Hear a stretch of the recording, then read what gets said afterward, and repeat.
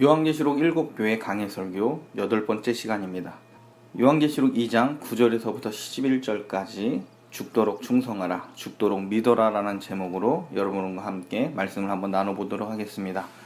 요한계시록 2장 9절에서부터 11절까지 제가 읽겠습니다. 내가 내 환난과 궁핍을 알거니와 실상은 내가 부유한 자니라. 자칭 유대인이라 하는 자들의 비방도 알거니와 실상은 유대인이 아니요 사단의 회당이라. 너는 장차 받을 고난을 두려워하지 말라. 볼지어다 마귀가 장차 너희 가운데에서 몇 사람을 옥에 던져 시험을 받게 하리니 너희가 10일 동안 환난을 받으리라. 내가 죽도록 충성하라. 그리하면 내가 생명의 관을 내게 주리라. 귀 있는 자는 성령이 교회들에게 하시는 말씀을 들을지어다. 이기는 자는 둘째 사망의 해를 받지 아니하리라. 아멘. 서머나 교회는 황제 숭배를 조장하는 도시적 분위기와 또 서머나 유대인의 회방으로 큰 어려움을 당하고 있었습니다. 서머나 교회는 규모는 작고 연약한 사람들이 많았기에 이 고난을 이겨나가기가 어려웠을 겁니다. 이때 예수님께서는 처음과 나중이며 죽음을 이기신 생명의 주님으로 자신을 드러내십니다. 또한 환난과 궁핍을 경험하고 있는 이 서머나 교회가 실상은 부유한 자들이라며 칭찬해 주십니다. 주님께서는 서머나 교회를 박해하는 유대인들은 자칭 유대인이며 사단의 회당이니 두려워하지 말라라고 말씀하십니다. 예수님의 말씀은 짧은 역사를 가진 이 서머나 교회에 큰 위로가 되었습니다. 서머나의 유대인들은 자기들을 구약의 계승자요 아브라함의 후손들로 주장하며 예수님을 비방하며 도전하였을 겁니다. 에베소로부터 복음을 전달받은 지 얼마 안 되는 이 서머나 교회를 신학적으로 몰아세우며 논쟁하였을 겁니다. 그러나 예수님은 서머나 유대인들을 향하여 하나님의 언약을 맺은 당사자도 아니며 혈통상 유대인일 순 있어도 자칭 유대인이요 하나님 나라의 외인들일 뿐이라고 말씀하십니다. 요한계시록 2장 10절에 이렇게 기록되어 있습니다. 너는 장차 받을 고난을 두려워하지 말라. 볼지어다 마귀가 장차 너희 가운데서 몇 사람을 옥에 던져 시험을 받게 하리니 너희가 10일 동안 환난을 받으리라. 내가 죽도록 충성하라. 그리하면 내가 생명의 관을 내게 주리라. 예수님께서는 이미 환난을 당하고 있는 서머나 교회를 향해서 앞으로도 고난이 있으니 두려워하지 말라라고 하십니다. 만약 우리가 서머나 교인이었다면 이 말씀은 전혀 위로가 되지 않았을 수도 있습니다. 예수님께서 부유한 교회라고 칭찬도 해주셨고 유대인들의 정체도 알려주셨으면 환난을 끝내시고 구원하여 주셨으면 하는데 그것은 하나님의 뜻이 아니라는 겁니다. 예수님께서는 장차 환난이 있을 것이라고 예고하십니다. 지금도 어려운데 또 다른 환난을 준비하라고 말씀하시는 예수님을 우리는 어떻게 바라보아야 할까요? 신앙생활을 통해 행복한 삶을 원하는 서머나 성도들에게 또 다른 환난을 준비하라는 예수님의 말씀이 과연 위로가 될 수 있을까요? 서머나 성도들이 예수님의 말씀을 들었을 때 야속한 감정을 가질 수도 있었을 겁니다. 예수님은 충성스러운 서머나 교회를 향해서 신앙생활하기 좋은 환경을 약속하지 않으십니다.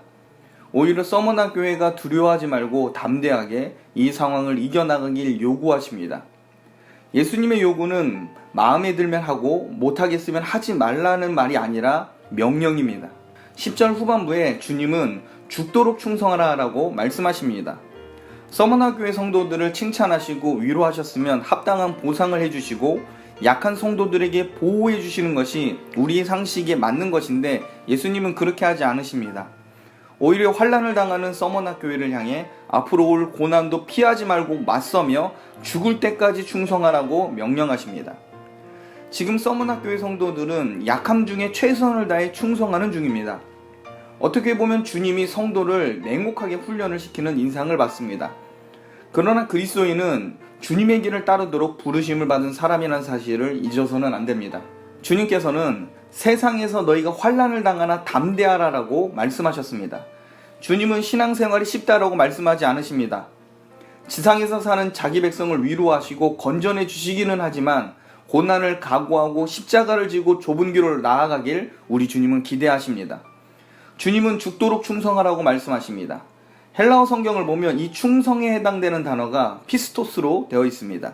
피스토스는 충성이라고 번역하지만 주로 믿음으로 많이 번역된 단어입니다. 그러므로 죽도록 충성하라 라는 말은 곧 죽도록 믿어라 라고 번역할 수도 있습니다. 예수님 보시기에 진정한 충성은 말씀 그대로 믿는 바를 담대하게 유지하며 지켜나가는 것입니다. 그러므로 성도는 굳센 믿음을 통하여 죽도록 충성할 수 있게 됩니다. 성령 하나님은 성도의 믿음을 강화시키며 죽기까지 충성할 수 있도록 만들어 주십니다. 순교자는 죽음으로써 자신이 믿는 바를 드러낸 사람입니다. 죽음을 각오한 신앙 고백이 바로 순교입니다. 그렇다면 이 환란이 언제쯤 끝날까요? 10절에 보면 10일 동안 갇혀 있을 것이다 라고 되어 있습니다. 이것을 문자적으로 볼 수도 있고 상징적으로도 해석할 수도 있습니다. 분명한 것은 서머나 교회가 환란이 끝나는 시기는 10일이 아닙니다.